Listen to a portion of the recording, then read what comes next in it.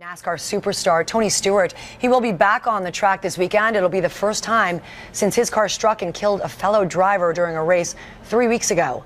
ABC's Gio Benitez has the story. For the first time since NASCAR superstar Tony Stewart struck and killed a fellow driver, the three-time Sprint Cup Series champion now announcing he's heading back to the track. I expected Tony to come back. I didn't necessarily expect him to come back as quickly as he is. Overnight, NASCAR giving him the green flag to race at this Sunday's NASCAR Sprint Cup Series in Atlanta.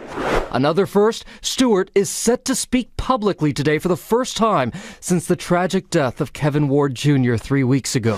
Their two cars colliding on the track during a sprint car feature in New York. Ward getting out of his car mid-race, pointing his finger apparently at Stewart before Stewart's car strikes and kills him. Stewart dropping out of 3 races since, keeping his silence, other than a statement saying, "There aren't words to describe the sadness I feel." As part of the healing process, I think getting back inside the race car makes sense for Tony Stewart. While this wasn't a NASCAR race, NASCAR has since implemented a new rule.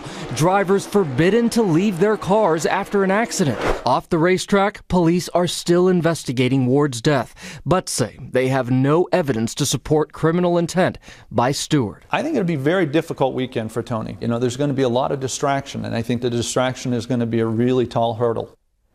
And NASCAR also making it very clear that they are in constant contact with Stewart's race team and will, quote, stay very close to this situation as Stewart returns to competition. And we should say that race airs this Sunday on our sister network, ESPN. 3 weeks and it is still hard to watch that moment. I think a lot of people will be watching, though. Yeah, absolutely. Gio, thanks.